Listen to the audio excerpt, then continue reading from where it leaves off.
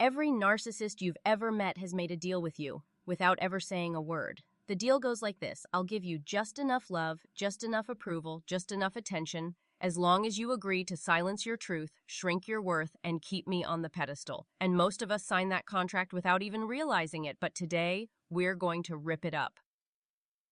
The silent contract that narcissists create with you is never spoken aloud, yet it shapes the entire relationship dynamic. It's not written on paper, and you'll never find a clear set of rules, but the terms are very real. The contract says, I'll give you moments of attention, maybe even affection, as long as you give me control, admiration, and a steady supply of validation. Most people don't even know they've signed this deal. They wake up one day feeling drained, small, and silenced, and only then do they begin to wonder how they got there. The truth is, the signing didn't happen in one dramatic moment. It happened little by little through subtle interactions that seemed harmless at first. It starts when you meet the narcissist and they overwhelm you with charm, with intensity, with a sense of being special in their presence. That rush of energy feels like connection, but what it really is the first bait. Without realizing it, you begin to crave their attention. When they withdraw it, you feel anxious, confused, and desperate to get it back. This is where the contract begins to form. The unspoken agreement is that their mood, their needs, their opinions, and their ego will always come first. Your role becomes the supplier, and their role becomes the taker. What makes the silent contract so insidious is that it disguises itself as love, loyalty, or even partnership. You think you are compromising, being flexible, or showing care, but in reality, you are slowly training yourself to ignore your instincts, your voice, and your desires. You stop speaking up when something feels unfair because you know it will lead to punishment, anger, withdrawal, or icy silence. You stop asking for what you need because you've learned it won't be given freely. Instead, you focus on keeping the peace, on keeping them happy, on avoiding the next storm. Each one of those choices is like signing another page of the contract. And yet, none of this feels like a choice. It feels automatic because narcissists are masters of conditioning. They make you believe that if you just try harder, love deeper, or give more, then things will finally feel good again. That illusion keeps you bound. The reality is that the silent contract is rigged. It was never designed to give you equal power, equal love, or equal freedom. It was designed to keep you in a cycle of giving while they remain in control. The cost of this contract is your authenticity. It's your freedom to speak without fear, to feel without shame, to exist without judgment. Every time you obey its terms, you trade a piece of yourself for the hope of their approval. And the cruelest part is, even when you pay in full, even when you keep every rule, they still move the goalposts. You never win. The silent contract is only broken when you see it for what it really is, a trap.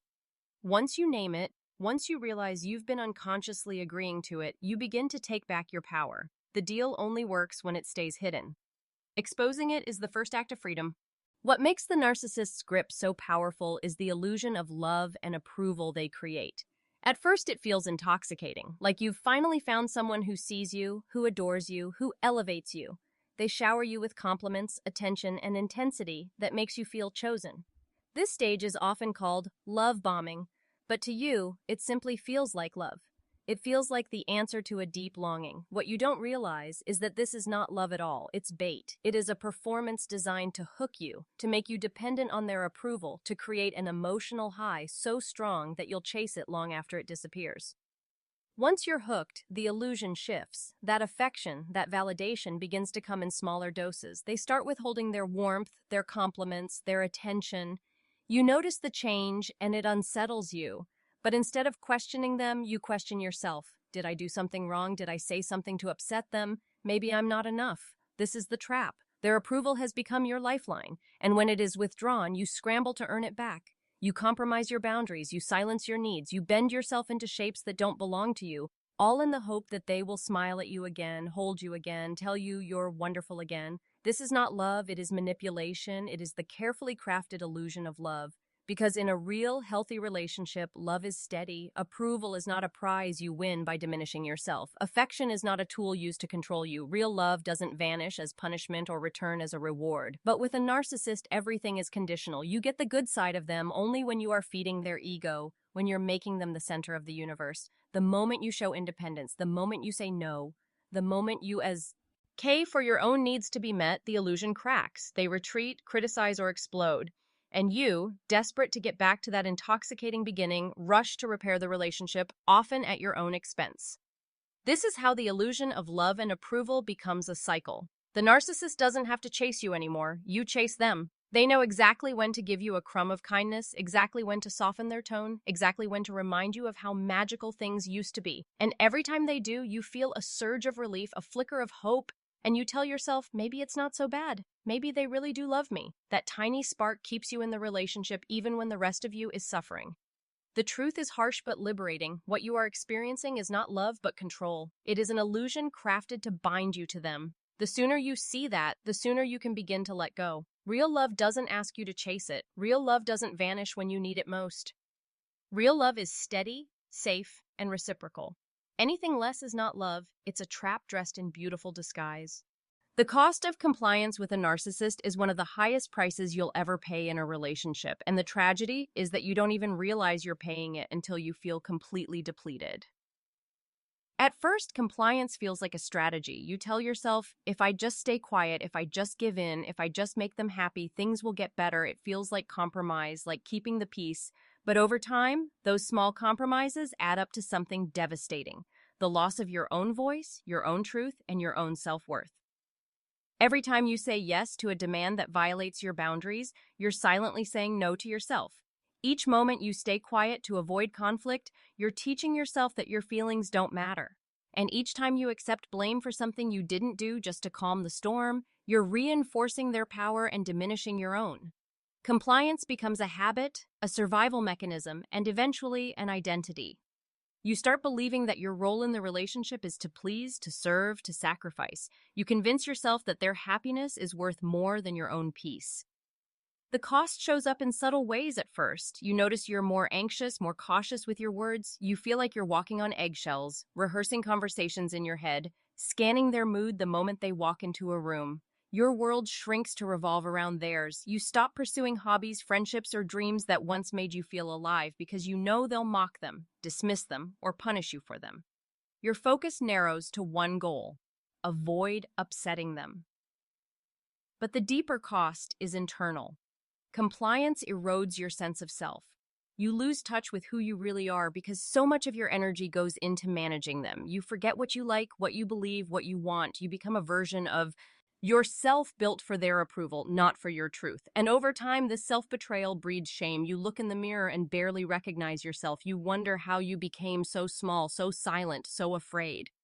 The cruel irony is that compliance never delivers the peace you're hoping for.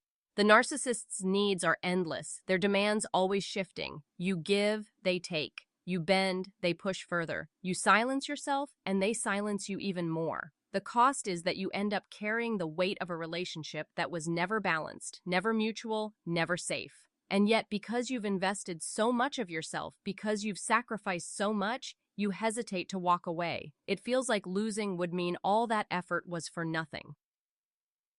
But here's the truth. The cost of compliance is too high, and no amount of peacekeeping will ever make it worthwhile. The only way to stop paying is to recognize what you've been giving up and to choose yourself again. Compliance may have felt like survival, but reclaiming your voice is where true freedom begins.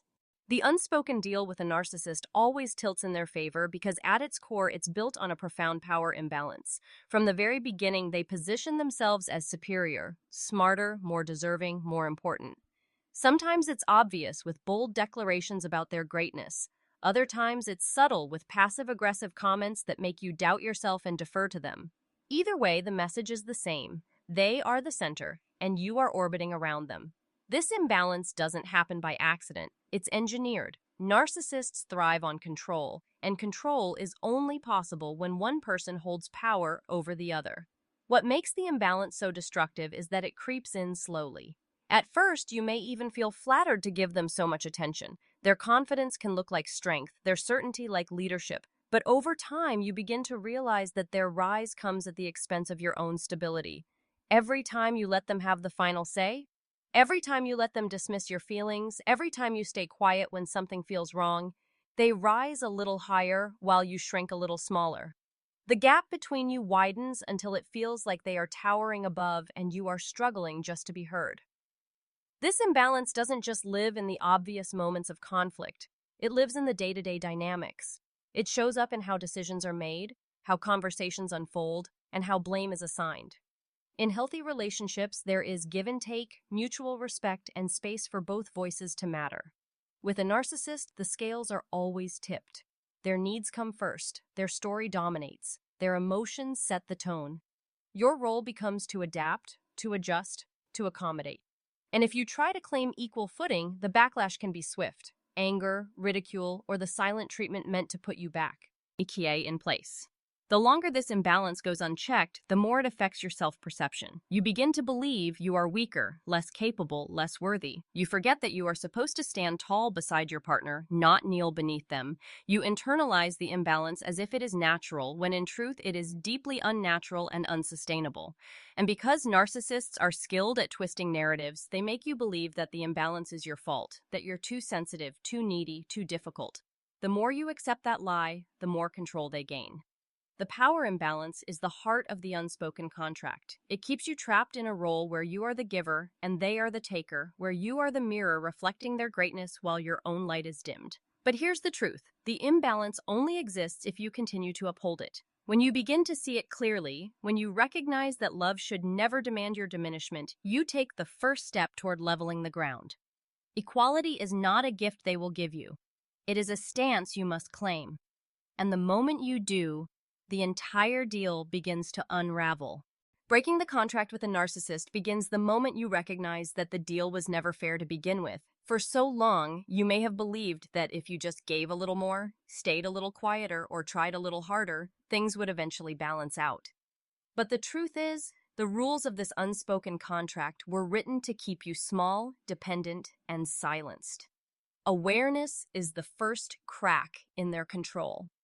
Once you name the deal for what it is, manipulation disguised as love, you begin to see the invisible strings they've tied around you. And once you see the strings, you can start to cut them. The act of breaking this contract doesn't usually happen in one dramatic gesture. It's often a series of small, defiant choices that build on each other. The first time you say no without apologizing. The first time you speak your truth even when you know they'll disapprove. The first time you refuse to take the blame for something that isn't yours. Each of these choices weakens the agreement, tears another page out of the contract. To a narcissist, these moments feel threatening because their power depends on your silence and compliance. That's why they'll fight hard to pull you back into the deal. They'll rage, guilt trip, charm, or manipulate anything to keep the old pattern intact. But here's what you need to remember. Their resistance is not proof that you're wrong. It's proof that you're finally breaking free. Narcissists are experts at convincing you that standing up for yourself is selfish, cruel, or even crazy. But the reality is, reclaiming your boundaries and your voice is the most sane, healthy thing you can do. You are not breaking love, you are breaking control. You are not abandoning connection, you are abandoning a trap. Breaking the contract also means confronting your own fears. You may fear rejection, abandonment, or the loss of to fleeting approval they gave you in the beginning. You may fear being alone or fear that you'll never find love again. These fears are natural, but they are also the very things that keep you chained. When you recognize that staying in the deal costs you your freedom, your authenticity, and your peace, you begin to see that the fear of leaving is smaller than the pain of staying.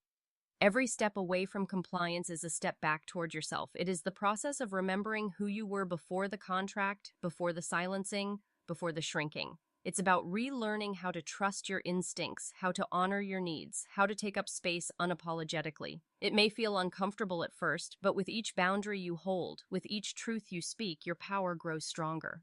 The unspoken deal only survives in the shadows. It depends on your silence, your confusion, your willingness to play by rules that were never yours. The moment you drag it into the light, the moment you call it what it is, the deal loses its grip. And in that moment, you are no longer bound by their terms. You are free to write your own. Reclaiming your worth after being entangled with a narcissist is not just about leaving them behind. It's about returning to yourself. For too long, your value was measured by how well you could keep the peace, how much you could give, how little space you could take up. You were trained to believe that your worth was conditional, that you had to earn love, earn approval, and earn safety. But the truth is, your worth was never theirs to give or take. It has been yours all along, buried under the weight of their demands and the silence of your own suppressed voice. Reclaiming it begins with a powerful realization. You are enough exactly as you are. You do not need their validation to be worthy. You do not need their approval to feel whole. The narcissist's illusion worked because it preyed on your longing to be seen, loved, and valued. But that longing can be fulfilled in a healthier, deeper way, by you first and then by people who are capable of true connection. The journey back to your worth is not instant. It comes in layers. At first, you may feel lost without their constant presence, even if that presence was toxic. You may question your decisions, wonder if you're overreacting, or even miss the highs of their attention. That's normal, because the bond you had was not built on love, it was built on control, and control is addictive. The first step to reclaiming your worth is to accept those feelings without letting them pull you back into the trap. Feel them, name them, but don't confuse them with truth. The next step is to begin listening to yourself again. For so long, your needs were silenced. Now it's time to ask, what do I want? What brings me peace? What lights me up? These questions reconnect you to your authentic self, the part of you that was hidden under compliance and fear. Each time you honor your own desires, whether it's as small as resting when you are tired or as big as setting a new life direction, you strengthen your sense of worth. Reclaiming your worth also means setting and holding boundaries. Boundaries are declarations of value. When you say, I won't accept being spoken to that way, or I deserve honesty, or I will not shrink myself to fit someone else's comfort, you are affirming that you matter. Boundaries may scare the narcissist, and they may even scare you at first, but they are the language of self-respect. And finally, reclaiming your worth means surrounding yourself with truth and love. Find people who celebrate your voice instead of silencing it, who honor your boundaries instead of violating them, who give without demanding your diminishment in return. But even beyond relationships, reclaim your own love for yourself. Stand in front of a mirror and remind yourself, I am not broken, I am not too much, I am not unworthy, I am whole. When you reclaim your worth, you tear up the last page of the narcissist's contract. You declare that their rules no longer apply, and you step into a life where your value is not negotiated but inherent. That is where freedom begins, and that is where love, real love, finally has the space to grow